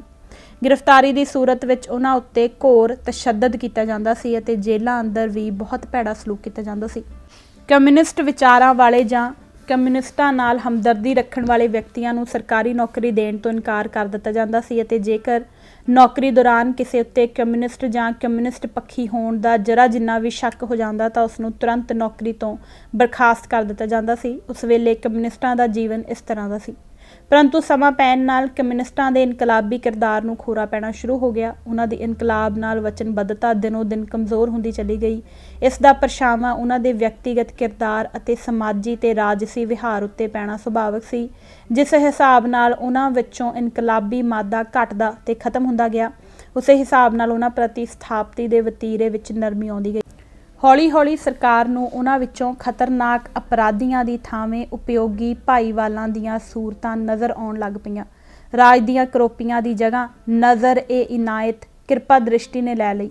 ਪੁਲਿਸ ਦੀਆਂ ਤੰਗੀਆਂ ਤੇ ਖੱਜਲ ਖੁਆਰੀਆਂ ਦੀ ਥਾਵੇਂ ਸਰਕਾਰੀ ਮਾਣ ਸਨਮਾਨ ਤੇ ਥਾਪੜੇ ਮਿਲਣ ਲੱਗ ਪਏ। ਸਜ਼ਾਵਾਂ ਦੀ ਜਗ੍ਹਾ ਅਹੁਦੇ ਤੇ ਪਦਵੀਆਂ ਨਸੀਬ ਹੋਣ ਲੱਗ ਪਈਆਂ। ਇਹ ਵਰਤਾਰਾ ਸਭ ਤੋਂ ਪਹਿਲਾਂ CPI ਦੇ ਸਬੰਧ ਵਿੱਚ ਵਾਪਰਿਆ ਜਦੋਂ ਭਾਰਤੀ ਹਾਕਮਾਂ ਦੀ ਰੂਸੀ ਹਾਕਮਾਂ ਨਾਲ ਸਾਂਝ ਨੇੜਤਾ ਨੇ ਰੂਸ ਭਗਤ ਕਮਿਊਨਿਸਟਾਂ ਦੀ ਭਾਰਤੀ ਰਾਜ ਨਾਲ ਸਾਂਝ ਭਿਆਲੀ ਦਾ ਰਾਹ ਖੋਲ੍ਹ ਦਿੱਤਾ। 1977 ਵਿੱਚ ਐਮਰਜੈਂਸੀ ਦੇ ਖਾਤਮੇ ਤੋਂ ਬਾਅਦ ਕੇਂਦਰ ਵਿੱਚ ਜਨਤਾ ਮਿਲ ਗੋਬਾ ਸਰਕਾਰ ਬਣਨ ਨਾਲ CPM ਦੀ ਕਿਸਮਤ ਵੀ ਜਾਗ ਉੱਠੀ। ਜੋੜ ਤੋੜ ਦੀ ਰਾਜਨੀਤੀ ਵਿੱਚ ਕਾਮਰੇਡ ਹਰਕਿਸ਼ਨ ਸਿੰਘ ਸੁਰਜੀਤ ਦੀ ਵਿਸ਼ੇਸ਼ ਮੁਹਾਰਤ CPM ਲਈ ਵਰਦਾਨ ਬਣ ਗਈ। ਇਸੇ ਦੌਰਾਨ ਸਿੱਖ ਨਿਰੰਕਾਰੀ ਝਗੜਾ ਸ਼ੁਰੂ ਹੋ ਗਿਆ। ਕਾਮਰੇਡ ਸੁਰਜੀਤ ਨੇ ਰਾਜਸੀ ਮੌਕਾ ਪ੍ਰਸਤੀ ਵਿੱਚ ਪ੍ਰਬੀਨ ਹੋਣ ਕਰਕੇ ਸਿੱਖ ਸਮੱਸਿਆ ਨਾਲ ਸਿੱਝਣ ਲਈ ਭਾਰਤੀ ਹਾਕਮਾਂ ਦੇ ਮੁੱਖ ਰਾਜਸੀ ਸਲਾਹਕਾਰ ਦਾ ਗੈਰ ਰਸਮੀ ਰੁਤਬਾ ਤੇ ਰੋਲ ਅਖਤਿਆਰ ਕਰ ਲਿਆ। ਉਸ ਤੋਂ ਬਾਅਦ ਕੇਂਦਰ ਵਿੱਚ ਤੇ ਪੰਜਾਬ ਵਿੱਚ ਕਿਸੇ ਵੀ ਪਾਰਟੀ ਦੀ ਸਰਕਾਰ ਆਈ, ਸਿੱਖ ਉਭਾਰ ਨਾਲ ਨਜਿੱਠਣ ਲਈ ਸਾਰਿਆਂ ਨੂੰ ਕਾਮਰੇਡ ਸੁਰਜੀਤ ਦੀ ਰਾਜਸੀ ਨਸੀਹਤ ਉੱਤੇ ਨਿਰਭਰ ਕਰਨਾ ਪਿਆ, ਜਿਸ ਕਾਰਨ ਪ੍ਰਸ਼ਾਸਨ ਅੰਦਰ ਕਾਮਰੇਡਾਂ ਦੀ ਪੂਰੀ ਚੱਲਣ ਲੱਗ ਪਈ। ਉਹ ਰਾਜ ਭਾਗ ਦੇ ਹੱਥ ਵਟਾਵੇ ਬਣ ਗਏ। ਹੇਠਾਂ ਦਿੱਤੇ ਕੁਝ ਕੁ ਦ੍ਰਿਸ਼ਟਾਂਤਾਂ ਚੋਂ ਕਾਮਰੇਡ ਦੀ ਭਾਰਤੀ ਰਾਜ ਨਾਲ ਸਾਂਝ, ਨੇੜਤਾ ਤੇ ਮਿਲਵਰਤਨ ਦੀ ਪ੍ਰਮਾਣਿਕ ਤੇ ਕਰੂਪ ਤਸਵੀਰ ਪ੍ਰਗਟ ਹੁੰਦੀ ਹੈ। ਪੰਜਾਬੀ ਅਦਬ ਜਗਤ ਦੇ ਸਿਰਮੌਰ ਖੱਬੇ ਪੱਖੀ ਸਾਹਿਤ ਚਿੰਤਕ ਤੇ ਲੇਖਕ ਸਤਿੰਦਰ ਸਿੰਘ ਨੂਰ ਨੇ ਸਰਕਾਰੀ ਤੰਤਰ ਦੀ ਚੋਟੀ ਤੱਕ ਆਪਣੀ ਪਹੁੰਚ ਤੇ ਪੁੱਗਤ ਦਰਸਾਉਣ ਲਈ ਇੱਕ ਵਾਕਿਆ ਇਸ ਤਰ੍ਹਾਂ ਬਿਆਨ ਕੀਤਾ ਹੈ। ਗੋਲਡਨ ਟੈਂਪਲ ਦਾ ਸਾਕਾ ਹੋਏ ਨੂੰ 2-3 ਦਿਨ ਹੀ ਹੋਏ ਸਨ। ਦਿੱਲੀ ਦੇ ਲੈਫਟੀਨੈਂਟ ਗਵਰਨਰ ਏਅਰ ਮਾਰਸ਼ਲ ਸ਼੍ਰੀ HL ਕਪੂਰ ਦਾ ਬੰਦਾ ਗੱਡੀ ਲੈ ਕੇ ਮੇਰੇ ਕੋਲ ਆਇਆ। ਕਪੂਰ ਸਾਹਿਬ ਨੇ ਬੁਲਾਇਆ ਸੀ, ਕੋਈ ਛੇਤੀ ਦਾ ਕੰਮ ਸੀ। ਮੈਂ ਉਹਨਾਂ ਕੋਲ ਪਹੁੰਚਿਆ ਤਾਂ ਉਹਨਾਂ ਆਖਿਆ, ਹੁਣੇ ਸ਼੍ਰੀਮਤੀ ਇੰਦਰਾ ਗਾਂਧੀ ਕੋਲ ਵਿੰਸੈਂਟ ਕ੍ਰੀਸੈਂਟ ਉਹਨਾਂ ਦੇ ਘਰ ਜਾਣਾ ਹੈ, ਕੁਝ ਪੰਜਾਬੀ ਵਿੱਚ ਅਨੁਵਾਦ ਕਰਨਾ ਹੈ, ਛੇਤੀ ਦਾ ਕੰਮ ਹੈ। ਮੈਨੂੰ ਉਹਨਾਂ ਆਪਣੀ ਗੱਡੀ 'ਚ ਬਿਠਾਇਆ। ਮੈਨੂੰ ਇਹ ਸਭ ਕੁਝ ਸਮਝ ਨਹੀਂ ਸੀ ਆ ਰਿਹਾ। ਮੈਂ ਇਸ ਕਾਹਲ ਤੇ ਕੁਝ ਹੈਰਾਨ ਵੀ ਸਾਂ। ਅਸੀਂ 15 ਕੁ ਮਿੰਟ ਵਿੱਚ ਸ਼੍ਰੀਮਤੀ ਇੰਦਰਾ ਗਾਂਧੀ ਕੋਲ ਪਹੁੰਚ ਗਏ। ਉਹਨਾਂ ਮੈਨੂੰ ਅੰਗਰੇਜ਼ੀ ਵਿੱਚ ਟਾਈਪ ਕੀਤੇ 30-40 ਪੰਨੇ ਦਿੱਤੇ ਤੇ ਆਖਿਆ, ਇਹ ਸਵੇਰੇ ਹੀ ਪੰਜਾਬੀ ਵਿੱਚ ਚਾਹੀਦੇ ਨੇ। ਕਪੂਰ ਸਾਹਿਬ ਨੇ ਦੱਸਿਆ ਹੈ ਕਿ ਇਹ ਕੰਮ ਤੁਸੀਂ ਹੀ ਕਰ ਸਕਦੇ ਹੋ। ਇਸ ਬਾਰੇ ਅਜੇ ਕਿਸੇ ਨੂੰ ਪਤਾ ਨਾ ਲੱਗੇ, ਇਸ ਦੀ ਕਾਪੀ ਵੀ ਕੋਲ ਨਹੀਂ ਰੱਖਣੀ। ਇਹ ਪੈਂਫਲੇਟ ਪੰਜਾਬ ਵਿੱਚ ਹਵਾਈ ਜਹਾਜ਼ ਰਾਹੀਂ ਸੁੱਟਿਆ ਜਾਣਾ ਹੈ। ਇਹ ਸਾਕਾ ਨੀਲਾ ਤਾਰਾ ਬਾਰੇ ਹੈ। ਕਪੂਰ ਸਾਹਿਬ ਨੇ ਨਾਲ ਹੀ ਆਖਿਆ, ਸਵੇਰੇ ਤੁਸੀਂ ਮੇਰੇ ਨਾਲ ਆ ਕੇ ਇਹ ਸਭ ਕੁਝ ਪ੍ਰਧਾਨ ਮੰਤਰੀ ਦੇ ਹਵਾਲੇ ਕਰ ਦੇਣਾ ਤੇ ਹਾਂ, ਫਲਾਣੇ ਥਾਂ ਸ਼ਾਮ ਤੱਕ ਇਹ ਕੰਪੋਜ਼ ਹੋ ਜਾਏਗਾ। ਇਸ ਦੇ ਪ੍ਰੂਫ ਤੇ ਵੀ ਨਿਗਾਹ ਮਾਰ ਦੇਣਾ। ਮੈਂ ਸਭ ਕੁਝ ਸਵੀਕਾਰ ਕਰਕੇ ਘਰ ਪੁੱਜ ਗਿਆ। ਆਪਣੇ ਇੱਕ ਵਿਦਿਆਰਥੀ ਨੂੰ ਬੁਲਾ ਕੇ ਉਸ ਦਾ ਅਨੁਵਾਦ ਲਿਖਾਉਣਾ ਸ਼ੁਰੂ ਕੀਤਾ ਤੇ ਸਵੇਰੇ ਤਾਈਂ ਮੁਕੰਮਲ ਕਰ ਦਿੱਤਾ। ਇਹਨਾਂ ਪੰਨਿਆਂ ਵਿੱਚ ਸਾਕਾ ਨੀਲਾ ਤਾਰਾ ਦੇ ਕਾਰਨਾਂ ਦੇ ਆਲੇ ਦੁਆਲੇ ਵਿਸਥਾਰ ਕੀਤਾ ਹੋਇਆ ਸੀ ਤੇ ਪੰਜਾਬ ਦੇ ਲੋਕਾਂ ਨੂੰ ਅਮਨ ਦੀ ਅਪੀਲ ਕੀਤੀ ਹੋਈ ਸੀ। ਮੈਂ ਇਹ ਪੰਨੇ 10 ਕੁ ਵਜੇ ਕਪੂਰ ਸਾਹਿਬ ਦੇ ਨਾਲ ਸ਼੍ਰੀਮਤੀ ਇੰਦਰਾ ਗਾਂਧੀ ਦੇ ਹਵਾਲੇ ਕਰ ਦਿੱਤੇ। ਉਹਨਾਂ ਚਾਹ ਦਾ ਪਿਆਲਾ ਪਿਆਇਆ ਤੇ ਬੜੇ ਸੰਜਮੀ ਸ਼ਬਦਾਂ 'ਚ ਅਨੁਵਾਦ ਕਰਨ ਦੇ ਪੈਸੇ ਪੁੱਛੇ ਤੇ ਨਾਲ ਹੀ ਇੱਕ ਬੰਦੇ ਨੂੰ ਸੈਨਤ ਕਰਕੇ ਅਦਾ ਕਰਨ ਲਈ ਆਖਿਆ। ਮੈਂ ਵੀ ਉਸੇ ਹੀ ਸੰਜਮੀ ਸ਼ਬਦਾਂ 'ਚ ਆਖਿਆ, ਨਹੀਂ, ਮੈਂ ਇਹ ਕੰਮ ਇਸ ਲਈ ਨਹੀਂ ਕੀਤਾ। 2 ਕੁ ਮਿੰਟ ਦੀ ਚੁੱਪ ਬਾਅਦ ਸ਼੍ਰੀਮਤੀ ਇੰਦਰਾ ਗਾਂਧੀ ਨੇ ਆਖਿਆ, ਸਮਝ ਲਓ ਮੇਰਾ ਇੱਕ ਬਲੈਂਕ ਚੈੱਕ ਤੁਹਾਡੇ ਕੋਲ ਹੈ, ਤੁਸੀਂ ਕਦੇ ਵੀ ਕੈਸ਼ ਕਰਾ ਸਕਦੇ ਹੋ। ਮੈਂ ਕਪੂਰ ਸਾਹਿਬ ਨਾਲ ਵਿੰਸੈਂਟ ਕ੍ਰੀਸੈਂਟ ਤੋਂ ਵਾਪਸ ਆ ਕੇ ਕੁਝ ਦੇਰ ਉਸ ਪੈਂਫਲੇਟ ਦੀ ਗੱਲ ਕਰਦਾ ਰਿਹਾ, ਕਿਉਂਕਿ ਅੰਗਰੇਜ਼ੀ ਵਿੱਚ ਇਹ ਪੈਂਫਲੇਟ ਉਹਨਾਂ ਨੇ ਹੀ ਤਿਆਰ ਕੀਤਾ ਸੀ। ਮੈਂ ਆ ਕੇ ਯੂਨੀਵਰਸਿਟੀ ਦੇ ਕੰਮਾਂ ਵਿੱਚ ਲੀਨ ਹੋ ਗਿਆ। ਸਮੇਂ ਸਿਰ ਉਸ ਦੇ ਪ੍ਰੂਫ ਜ਼ਰੂਰ ਪੜ੍ਹ ਆਇਆ ਸਾਂ, ਪਰ 5-4 ਦਿਨਾਂ ਬਾਅਦ ਕਿਸੇ ਤੋਂ ਇਹ ਪਤਾ ਲੱਗਾ ਕਿ ਉਹ ਪੈਂਫਲੇਟ ਏਅਰ ਡ੍ਰੌਪ ਕਰਨ ਦੀ ਯੋਜਨਾ ਸ਼੍ਰੀਮਤੀ ਇੰਦਰਾ ਗਾਂਧੀ ਨੇ ਆਪ ਹੀ ਰੱਦ ਕਰ ਦਿੱਤੀ ਤੇ ਉਹ ਪੈਂਫਲੇਟ ਜ਼ਾਇਆ ਕਰ ਦਿੱਤਾ। CPM ਦੀ ਪੰਜਾਬ ਇਕਾਈ ਦੇ ਕੁਝ ਪ੍ਰਮੁੱਖ ਆਗੂਆਂ ਨੇ ਪਾਰਟੀ ਦੇ ਸ਼੍ਰੋਮਣੀ ਅਦਾਰੇ ਪੋਲਿਟ ਬਿਊਰੋ ਕੋਲ ਕਾਮਰੇਡ ਹਰਕਿਸ਼ਨ ਸਿੰਘ ਸੁਰਜੀਤ ਦੇ ਰੋਲ ਤੇ ਕਿਰਦਾਰ ਬਾਰੇ ਲਿਖਤੀ ਰੂਪ ਵਿੱਚ ਸ਼ਿਕਾਇਤਾਂ ਕੀਤੀਆਂ ਸਨ। ਉਸ ਦੇ ਇੱਕ ਕੱਟੜ ਹਮਾਇਤੀ, ਜਿਹੜਾ ਪਾਰਟੀ ਅੰਦਰ ਉਸ ਦਾ ਸਭ ਤੋਂ ਨਿਕਟਵਰਤੀ ਸੀ, ਦੇ ਸਵੈ ਕਥਨ ਅਨੁਸਾਰ ਕਾਮਰੇਡ ਸੁਰਜੀਤ ਉੱਤੇ ਪ੍ਰਸ਼ਾਸਨ ਦੇ ਉੱਚ ਅਹੁਦਿਆਂ, ਇੱਥੋਂ ਤੱਕ ਕਿ ਰਾਜਪਾਲ ਤੇ ਯੂਨੀਵਰਸਿਟੀ ਦੇ ਵਾਈਸ ਚਾਂਸਲਰ ਵਰਗੇ ਵਕਾਰੀ ਅਹੁਦਿਆਂ ਤੇ ਨਿਯੁਕਤੀਆਂ ਕਰਾਉਣ ਲਈ ਰਿਸ਼ਵਤ ਲੈਣ ਅਤੇ ਪੁਲਿਸ ਦੇ ਵੱਡੇ ਅਫਸਰਾਂ ਤੋਂ ਨਿਯੁਕਤੀਆਂ, ਬਦਲੀਆਂ ਤੇ ਤਰੱਕੀਆਂ ਕਰਾਉਣ ਬਦਲੇ ਪੈਸੇ ਲੈਣ ਦੇ ਸੰਗੀਨ ਇਲਜ਼ਾਮ ਲਾਏ ਗਏ ਸਨ। ਉਹਨਾਂ ਦਾ ਇੱਕ ਇਲਜ਼ਾਮ ਇਹ ਸੀ ਕਿ ਪੁਲਿਸ ਦਾ ਇੱਕ ਬਹੁਤ ਵੱਡਾ IPS ਅਫਸਰ ਲੱਖਾਂ ਰੁਪਇਆਂ ਵਾਲਾ ਬੈਗ ਪਾਰਟੀ ਦੇ ਦਫ਼ਤਰ ਵਿੱਚ ਵਰਦੀ ਵਾਲੇ ਪੁਲਿਸ ਵਾਲਿਆਂ ਕੋਲੋਂ ਚੁਕਵਾ ਕੇ ਮਰੇ ਹੋਏ ਕੱਟੇ ਵਾਂਗ ਘੜੀਸ ਦੇ ਅੰਦਰ ਲਿਆਏ ਅਤੇ ਦਫ਼ਤਰ ਦੇ ਮੇਜ਼ ਤੇ ਰੱਖ ਦਿੱਤੇ। ਸ਼ਿਕਾਇਤ ਕਰਨ ਵਾਲੇ ਕਾਮਰੇਡਾਂ ਨੇ ਇਤਰਾਜ਼ ਕੀਤਾ ਸੀ ਕਿ ਸਾਥੀ ਸੁਰਜੀਤ ਨੇ ਇਹ ਪੈਸਾ ਕਿੱਥੋਂ ਲਿਆ, ਸਾਨੂੰ ਕੋਈ ਪਤਾ ਨਹੀਂ, ਸਾਡਾ ਤਾਂ ਉਸ ਨੂੰ ਹੱਥ ਲਾਉਣ ਨੂੰ ਵੀ ਜੀ ਨਹੀਂ ਸੀ ਕਰਦਾ। ਪ੍ਰਸਿੱਧ ਕਹਾਣੀਕਾਰ ਪ੍ਰੇਮ ਪ੍ਰਕਾਸ਼ ਨੇ ਆਪਣੀ ਆਤਮ ਕਥਾ ਵਿੱਚ ਇੱਕ ਘਟਨਾ ਇਸ ਤਰ੍ਹਾਂ ਦਰਸਾਈ ਹੈ। ਆਪਰੇਸ਼ਨ ਬਲੂ ਸਟਾਰ ਤੋਂ 2-2.5 ਮਹੀਨਿਆਂ ਬਾਅਦ ਮੈਂ ਚੰਡੀਗੜ੍ਹ ਗਿਆ। ਜਲੰਧਰ ਦੇ ਇੱਕ ਪੁਰਾਣੇ ਸਾਥੀ ਨੇ ਦੱਸਿਆ, ਤੁਹਾਡਾ ਦੋਸਤ ਮੀਸ਼ਾ ਅੱਜ ਕੱਲ੍ਹ ਬੜੇ ਰੰਗਾਂ 'ਚ ਹੈ। 2 ਰਾਤਾਂ ਇੱਥੇ ਕੱਟ ਕੇ ਗਿਆ ਇੱਕ ਹੋਟਲ 'ਚ। ਉਹ ਦੋਸਤਾਂ ਨੂੰ ਫੜ ਕੇ ਸ਼ਰਾਬ ਪਿਆਉਂਦਾ ਰਿਹਾ, ਖਾਣੇ ਖਵਾਉਂਦਾ ਰਿਹਾ, ਅਯਾਸ਼ੀ ਕਰਦਾ ਰਿਹਾ। ਕਹਿੰਦੇ ਹਨ ਕਿ ਦਿੱਲੀ ਵੀ ਉਹ ਬੜੇ ਖਟਕਦੇ ਨੋਟ ਉਡਾਉਂਦਾ ਰਿਹਾ, ਬਹਿਰਿਆਂ ਨੂੰ 100-100 ਦੇ ਟਿਪ ਦਿੰਦਾ ਰਿਹਾ। ਜਦ ਇੱਕ ਦੋਸਤ ਨੇ ਪੁੱਛਿਆ ਕਿ ਮੀਸ਼ਾ ਤੇਰੇ ਕੋਲ ਇੰਨੇ ਪੈਸੇ ਕਿੱਥੋਂ ਆ ਗਏ, ਤਾਂ ਉਸਨੇ ਆਪਣਾ ਅਟੈਚੀ ਕੇਸ ਖੋਲ੍ਹ ਕੇ ਦਿਖਾਇਆ। ਉਹ ਨਵੇਂ ਨੋਟਾਂ ਨਾਲ ਭਰਿਆ ਪਿਆ ਸੀ। ਉਹਨੂੰ ਬੰਦ ਕਰਦਿਆਂ ਉਸਨੇ ਗੰਭੀਰਤਾ ਨਾਲ ਕਿਹਾ, ਸਭ ਗਿਆਨੀ ਜੈਲ ਸਿੰਘ ਦਾ ਪ੍ਰਤਾਪ ਹੈ। ਪ੍ਰੇਮ ਪ੍ਰਕਾਸ਼ ਨੇ ਇੱਕ ਸਾਹਿਤਕ ਪਰਚੇ ਨਾਲ ਗੱਲਬਾਤ ਦੌਰਾਨ ਇਹ ਭੇਦ ਪ੍ਰਗਟ ਕੀਤਾ ਕਿ ਦਰਬਾਰ ਸਾਹਿਬ ਉੱਤੇ ਹਮਲੇ ਤੋਂ ਬਾਅਦ ਆਕਾਸ਼ਬਾਣੀ ਦੇ ਡਾਇਰੈਕਟਰ ਨੇ ਸਾਹਿਤਕਾਰਾਂ ਤੇ ਦਾਨਸ਼ਵਰਾਂ ਦੀ ਮੀਟਿੰਗ ਬੁਲਾਈ ਸੀ। ਇਸ ਤੋਂ ਇਸ ਤੱਥ ਦੀ ਪੁਸ਼ਟੀ ਹੋ ਜਾਂਦੀ ਹੈ ਕਿ ਸਰਕਾਰ ਨੇ ਪੰਜਾਬ ਦੇ ਸਾਹਿਤਕਾਰਾਂ ਤੇ ਦਾਨਸ਼ਵਰਾਂ, ਜਿਨ੍ਹਾਂ ਚੋਂ ਬਹੁਤੇ ਖੱਬੀ ਵਿਚਾਰਧਾਰਾ ਦੇ ਮੁਰੀਦ ਸਨ, ਨੂੰ ਸਿੱਖ ਸੰਘਰਸ਼ ਦੇ ਵਿਰੁੱਧ ਲਾਮਬੰਦ ਕਰਨ ਦੀ ਰਣਨੀਤੀ ਬਣਾਈ ਸੀ। ਆਕਾਸ਼ਬਾਣੀ ਦੇ ਡਾਇਰੈਕਟਰ ਨੇ ਇਸੇ ਮਕਸਦ ਲਈ ਉਚੇਚੀ ਮੀਟਿੰਗ ਬੁਲਾਈ ਸੀ। ਪ੍ਰੇਮ ਪ੍ਰਕਾਸ਼ ਨੇ ਇੰਗਲੈਂਡ ਵਸਦੇ ਆਪਣੇ ਦੋਸਤ ਅਮਰਜੀਤ ਚੰਦਨ ਨੂੰ ਲਿਖੀ ਇੱਕ ਚਿੱਠੀ ਵਿੱਚ ਨਕਸਲੀ ਲਹਿਰ ਦੇ ਸਮਰਥਕ ਲੇਖਕਾਂ ਤੇ ਕਲਾਕਾਰਾਂ ਦੀ ਸਰਕਾਰ ਨਾਲ ਪਈ ਸੱਜਰੀ ਸਾਂਝ ਦੀ ਖਬਰ ਦਿੰਦਿਆਂ ਤੰਜ਼ੀਆਂ ਲਹਿਜੇ ਵਿੱਚ ਲਿਖਿਆ ਸੀ ਕਿ ਗੁਰਸ਼ਰਨ ਭਾਜੀ ਦੇ ਕਈ ਸੀਰੀਅਲ ਟੀਵੀ ਤੇ ਚੱਲ ਚੁੱਕੇ ਨੇ, ਹਜ਼ਾਰਾਂ ਕੀ ਲੱਖਾਂ ਦੀ ਕਮਾਈ ਹੋ ਗਈ ਏ। ਫਿਰ ਹੁਣ ਜਦ ਡਾਇਰੈਕਟਰ ਨੇ ਕੰਮ ਬੰਦ ਕਰ ਦਿੱਤਾ ਤਾਂ ਗੁਰਸ਼ਰਨ ਦਿੱਲੀ ਤੋਂ 7 ਲੱਖ ਰੁਪਏ ਦੇ ਸੀਰੀਅਲ ਦੀ ਮਨਜ਼ੂਰੀ ਹੋਰ ਲੈ ਆਇਆ। ਇਹ ਵੀ ਇੱਕ ਨਵਾਂ ਢੰਗ ਹੈ ਅਮੀਰ ਹੋਣ ਦਾ। ਇਹ ਤਾਂ ਮਹਿਜ਼ ਥੋੜ੍ਹੀਆਂ ਜਿਹੀਆਂ ਗੱਲਾਂ ਹੀ ਹਨ ਜੋ ਬਾਹਰ ਆਈਆਂ। ਇਸ ਤੋਂ ਬਿਨਾਂ ਖੱਬੇ ਪੱਖੀ ਵਿਦਵਾਨਾਂ, ਸਾਹਿਤਕਾਰਾਂ, ਪੱਤਰਕਾਰਾਂ ਤੇ ਰਾਜਸੀ ਆਗੂਆਂ ਵੱਲੋਂ ਸਰਕਾਰੀ ਰਿਆਇਤਾਂ ਤੇ ਸਹੂਲਤਾਂ ਮਾਣਨ ਦੇ ਅਨੇਕਾਂ ਕਿੱਸੇ ਹਨ। ਸਤਿੰਦਰ ਸਿੰਘ ਨੂਰ ਤੇ ਹਰਕਿਸ਼ਨ ਸੁਰਜੀਤ ਨਾਲ ਸੰਬੰਧਿਤ ਉਪਰੋਕਤ ਹਵਾਲਿਆਂ ਤੋਂ ਪਤਾ ਚੱਲਦਾ ਹੈ ਕਿ ਸਿੱਖ ਸੰਘਰਸ਼ ਨੂੰ ਕੁਚਲਣ ਵਿੱਚ ਕਮਿਊਨਿਸਟ ਤਾਕਤਾਂ ਦੀ ਭੂਮਿਕਾ ਇੰਨੀ ਅਹਿਮ ਹੋ ਗਈ ਸੀ ਕਿ ਉਹਨਾਂ ਦੀ ਪ੍ਰਸ਼ਾਸਨ ਦੇ ਹੇਠਲੇ ਪੱਧਰਾਂ ਤੋਂ ਲੈ ਕੇ ਚੋਟੀ ਦੇ ਅਦਾਰਿਆਂ, ਰਾਜਪਾਲ ਤੇ ਪ੍ਰਧਾਨ ਮੰਤਰੀ ਦੇ ਦਫ਼ਤਰਾਂ ਤੱਕ ਪੂਰੀ ਸੁਣੀ ਜਾਂਦੀ ਸੀ। ਇਹ ਵਰਤਾਰਾ ਰਵਾਇਤੀ ਕਮਿਊਨਿਸਟ ਪਾਰਟੀਆਂ ਤੱਕ ਸੀਮਿਤ ਨਹੀਂ ਰਿਹਾ ਸੀ। ਇਸ ਨੇ ਅੰਤ ਵਿੱਚ ਜਾ ਕੇ ਪੰਜਾਬ ਦੇ ਨਕਸਲੀ ਵਰਗਾਂ ਦੇ ਵੱਡੇ ਹਿੱਸੇ ਨੂੰ ਵੀ ਆਪਣੀ ਲਪੇਟ ਵਿੱਚ ਲੈ ਲਿਆ ਸੀ। Paradigm shift. ਪੰਜਾਬ ਅੰਦਰ ਨਕਸਲੀ ਲਹਿਰ ਆਪਣੇ ਮੌਲਿਕ ਰੂਪ ਵਿੱਚ ਅਮਲੀ ਪੱਧਰ ਤੇ 1972-73 ਵਿੱਚ ਦਮ ਤੋੜ ਗਈ ਸੀ। ਉਸ ਤੋਂ ਬਾਅਦ ਅਲੱਗ-ਅਲੱਗ ਨਕਸਲੀ ਧੜਿਆਂ ਦੀਆਂ ਸਰਗਰਮੀਆਂ ਸਮਾਜ ਦੇ ਭਿੰਨ-ਭਿੰਨ ਵਰਗਾਂ ਨੂੰ ਭਖਦੇ ਆਰਥਿਕ ਮੁੱਦਿਆਂ ਤੇ ਹੋਰਨਾਂ ਫੌਰੀ ਮੰਗਾਂ ਮਸਲਿਆਂ ਉੱਤੇ ਲਾਮਬੰਦ ਕਰਨ ਤੱਕ ਸਿਮਟ ਕੇ ਰਹਿ ਗਈਆਂ ਸਨ। ਭਾਰਤੀ ਰਾਜ ਦੇ ਵਿਰੁੱਧ ਇਨਕਲਾਬੀ ਰਾਜਸੀ ਸੰਘਰਸ਼ ਅਮਲੀ ਪੱਧਰ ਤੇ ਠੱਪ ਹੋ ਗਿਆ ਸੀ। ਸਿਰਫ ਸ਼ਬਦੀ ਪ੍ਰਾਪੇਗੰਡਾ ਰਹਿ ਗਿਆ ਸੀ। ਉਹ ਇੱਕ ਤਰ੍ਹਾਂ ਨਾਲ ਵਿਹਲੇ ਹੋ ਗਏ ਸਨ ਅਤੇ ਇਨਕਲਾਬੀ ਨਾਟਕਾਂ ਤੇ ਨਕਲਾਂ ਨਾਲ ਆਪਣਾ ਤੇ ਆਪਣੇ ਹਮਾਇਤੀਆਂ ਦਾ ਮਨ ਪਰਚਾਉਣ ਦੇ ਆਰੇ ਲੱਗ ਗਏ ਸਨ। ਉਹਨਾਂ ਅੰਦਰੋਂ ਇਨਕਲਾਬੀ ਊਰਜਾ ਖਤਮ ਹੋ ਗਈ ਸੀ। ਇਨਕਲਾਬੀ ਜਜ਼ਬਾ ਮੁਰਝਾ ਗਿਆ ਸੀ। 80ਵਿਆਂ ਵਿੱਚ ਸਿੱਖ ਖਾੜਕ ਉਭਾਰ ਦੇ ਮੱਦੇਨਜ਼ਰ ਇਹਨਾਂ ਵਿਹਲੇ ਹੋਏ ਸਾਬਕਾ ਇਨਕਲਾਬੀਆਂ ਨੂੰ ਮੁਆਫਕ ਰਾਜਸੀ ਮੁੱਦਾ ਮਿਲ ਗਿਆ ਸੀ। ਇਹ ਮੁੱਦਾ ਇਹਨਾਂ ਦੀ ਸੈਕੂਲਰ ਰਾਸ਼ਟਰਵਾਦੀ ਵਿਚਾਰਧਾਰਾ, ਮਾਨਸਿਕਤਾ ਤੇ ਸਮਕਾਲੀ ਅਵਸਥਾ ਦੇ ਪੂਰੀ ਤਰ੍ਹਾਂ ਅਨੁਕੂਲ ਸੀ। ਇਸ ਨਾਲ ਇਹਨਾਂ ਨੂੰ ਅਰਥਪੂਰਨ ਰਾਜਸੀ ਰੁਝੇਵਾਂ ਮਿਲ ਗਿਆ ਸੀ, ਜਿਹੜਾ ਉਹਨਾਂ ਨੂੰ ਮਹਾਨ ਇਨਕਲਾਬੀ ਰੋਲ ਨਿਭਾਉਣ ਦੀ ਝੂਠੀ ਮੂਠੀ ਤਸੱਲੀ ਤੇ ਮਾਨਸਿਕ ਸਕੂਨ ਦੇ ਸਕਦਾ ਸੀ। ਇਸ ਤਰ੍ਹਾਂ ਉਹਨਾਂ ਲਈ ਰਾਜ ਦੀ ਕਰੋਪੀ ਤੋਂ ਬਚਣ, ਇਸ ਦੀਆਂ ਨਜ਼ਰਾਂ ਵਿੱਚ ਪ੍ਰਵਾਨ ਹੋਣ ਅਤੇ ਇਸ ਤਰੀਕੇ ਨਾਲ ਕਾਇਮ ਮੁਕਾਮ ਸਮਾਜੀ ਰਾਜਸੀ ਪ੍ਰਬੰਧ ਅੰਦਰ ਮਾਣ ਵਡਿਆਈ ਹਾਸਲ ਕਰਨ ਦਾ ਰਾਹ ਖੁੱਲ੍ਹ ਗਿਆ ਸੀ। ਇਨਕਲਾਬੀ ਜਜ਼ਬੇ ਤੋਂ ਸੱਖਣੇ ਹੋ ਚੁੱਕੇ ਕਾਮਰੇਡਾਂ ਲਈ ਸਰਕਾਰ ਦੀ ਨਾਰਾਜ਼ਗੀ ਮੁੱਲ ਲਏ ਤੋਂ ਬਿਨਾਂ ਹੀ ਇਨਕਲਾਬੀ ਬਣ ਕੇ ਗੱਜਣ ਦਾ ਸੁਨਹਿਰੀ ਮੌਕਾ ਪੈਦਾ ਹੋ ਗਿਆ ਸੀ। ਇਸ ਤਰ੍ਹਾਂ ਨਕਸਲੀ ਧਿਰਾਂ ਦੇ ਮਾਮਲੇ 'ਚ ਇਹ ਪੈਰਾਡਾਈਮ ਸ਼ਿਫਟ ਸੀ। ਉਹਨਾਂ ਦੇ ਰਾਜ ਵਿਰੋਧੀਆਂ ਤੋਂ ਰਾਜ ਹਿਤੈਸ਼ੀ ਹੋ ਨਿਬੜਨ ਦੀ ਹੋਣੀ ਤੇ ਪ੍ਰਕਿਰਿਆ ਤੈਅ ਹੋ ਗਈ ਸੀ। ਉਹਨਾਂ ਨੇ ਜਿਉਂ ਹੀ ਸਿੱਖ ਸੰਘਰਸ਼ ਦੇ ਖਿਲਾਫ ਮੋਰਚੇ ਖੋਲ੍ਹ ਦਿੱਤੇ, ਉਹਨਾਂ ਪ੍ਰਤੀ ਰਾਜ ਦਾ ਰਵੱਈਆ ਇੱਕਦਮ ਬਦਲ ਗਿਆ। ਇਸ ਤੋਂ ਪਹਿਲਾਂ ਉਹ ਪੂਰਾ ਇੱਕ ਦਹਾਕਾ ਸਰਕਾਰ ਦੀਆਂ ਨਜ਼ਰਾਂ ਵਿੱਚ ਖਤਰਨਾਕ ਅਪਰਾਧੀ ਬਣੇ ਰਹੇ ਸਨ। ਉਹਨਾਂ ਦੇ ਹਮਦਰਦਾਂ, ਹਿਮਾਇਤੀਆਂ ਨੂੰ ਸਰਕਾਰੀ ਜਾਂ ਅਰਧ ਸਰਕਾਰੀ ਨੌਕਰੀਆਂ ਤੇ ਅਹੁਦਿਆਂ ਤੇ ਨਿਯੁਕਤ ਕਰਨ ਜਾਂ ਪੱਕੇ ਕਰਨ ਵਿੱਚ ਭਾਰੀ ਸਾਵਧਾਨੀ ਵਰਤੀ ਜਾਂਦੀ ਸੀ।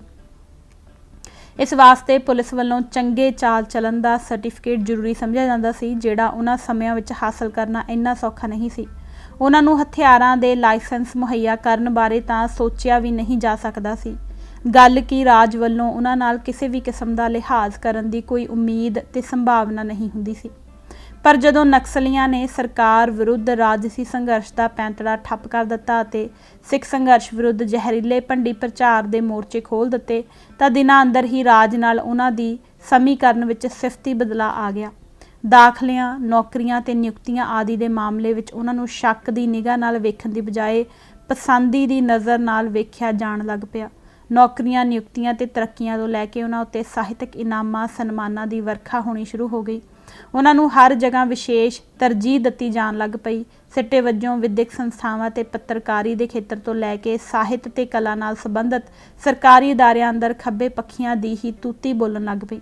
ਉਹ हर जगह छा गए। इनकलाबी कवि पाश दियां ਜਿਹੜੀਆਂ कवितावां किसी मौके सरकारी तंत्र दियां नज़रां विच बेहद खतरनाक समझियां जांदियां सन, ਉਹ हुण यूनीवर्सिटियां दे पाठक्रम विच शामिल कीतियां जाण लग पईयां। पाश दी जुझारू कविता बारे वड्डे पैमाने ते खोज पत्र लिखे ते छापे जाण लगे। उस दी कविता उत्ते PhD करन वालियां दा तांता लग गया। सिੱਖੀ ਦਾ ਉਜਾੜਾ। ਸਤਿੰਦਰ ਸਿੰਘ ਨੂਰ ਦੇ ਉਪਰੋਕਤ ਸਵੈ ਕਥਨ ਤੋਂ ਇਸ ਵਰਤਾਰੇ ਦੀਆਂ ਕਈ ਪਰਤਾਂ ਉਗੜ ਆਉਂਦੀਆਂ ਹਨ। ਇਸ ਤੋਂ ਇਹ ਤਾਂ ਪ੍ਰਗਟ ਹੁੰਦਾ ਹੈ ਕਿ ਹਰ ਵਿਅਕਤੀ ਦੌਲਤ ਦਾ ਭੁੱਖਾ ਨਹੀਂ ਹੁੰਦਾ, ਪਰ ਭੁੱਖ ਕੇਵਲ ਦੌਲਤ ਦੀ ਨਹੀਂ ਹੁੰਦੀ। ਵਡਿਆਈ, ਸ਼ੌਹਰਤ ਤੇ ਰੁਤਬੇ ਦੀ ਭੁੱਖ ਦੌਲਤ ਨਾਲੋਂ ਵੀ ਡਾਢੀ ਹੁੰਦੀ ਹੈ। ਮਹਾਨ ਅਥਵਾ ਮਹੱਤਵਪੂਰਨ ਵਿਅਕਤੀ ਬਣਨ ਦੀ ਅਭਿਲਾਸ਼ਾ ਕੋਈ ਘੱਟ ਵੈਲ ਨਹੀਂ ਹੁੰਦਾ। ਸਤਿੰਦਰ ਸਿੰਘ ਨੂਰ ਨੇ ਜਿਹੜੀ ਸੇਵਾ ਨਿਭਾਈ ਸੀ ਉਹ ਨਿਸ਼ਕਾਮ ਨਹੀਂ ਸੀ।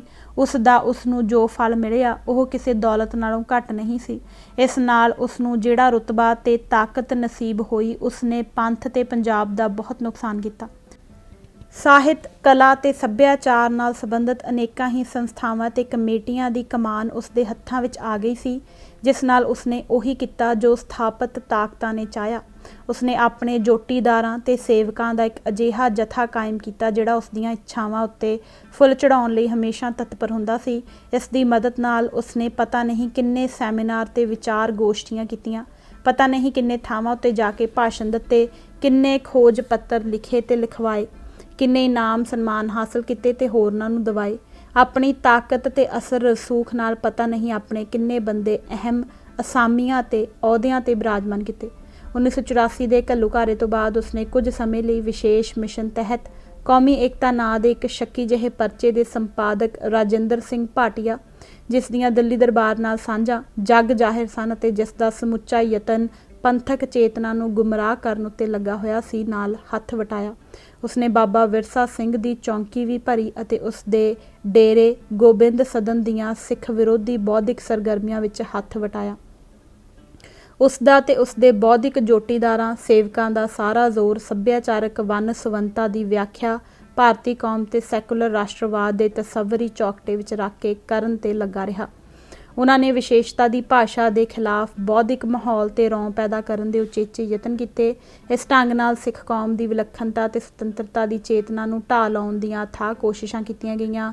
ਭਾਰਤੀਅਤਾ ਤੇ ਪੰਜਾਬੀਅਤ ਦੇ ਪ੍ਰਵਰਗ ਇਹਨਾਂ ਮੁਹਿੰਮਬਾਜ਼ਾਂ ਦੇ ਪ੍ਰਮੁੱਖ ਗਿਆਨਾਤਮਿਕ ਸ਼ਾਸਤਰ ਸਨ। ਪੰਜਾਬ ਅੰਦਰ ਅਮਰਜੀਤ ਗਰੇਵਾਲ ਸਤਿੰਦਰ ਸਿੰਘ ਨੂਰ ਦਾ ਮੁੱਖ ਜੋਟੀਦਾਰ ਸੀ। ਖੱਬੇ ਪੱਖੀ ਰਾਜਸੀ ਤਾਕਤਾਂ ਤੇ ਉਹਨਾਂ ਦੇ ਹਮਾਇਤੀ ਵਿਦਵਾਨਾਂ, ਸਾਹਿਤਕਾਰਾਂ, ਕਲਾਕਾਰਾਂ ਤੇ ਲੇਖਕਾਂ ਦੇ ਸਿੱਖ ਵਿਰੋਧੀ ਰੋਲ ਨੂੰ ਇਸ ਨਜ਼ਰੀਏ ਤੋਂ ਵੇਖਿਆ ਤੇ ਅੰਗਿਆ ਜਾਣਾ ਚਾਹੀਦਾ ਹੈ। ਸੋ ਅੱਜ ਅਸੀਂ ਇਹ ਕਿਤਾਬ ਪੰਨਾ ਨੰਬਰ 197 ਤੱਕ ਹੀ ਪੜ੍ਹਾਂਗੇ। ਧੰਨਵਾਦ ਜੀ। ਵਾਹਿਗੁਰੂ ਜੀ ਕਾ ਖਾਲਸਾ, ਵਾਹਿਗੁਰੂ ਜੀ ਕੀ ਫਤਿਹ।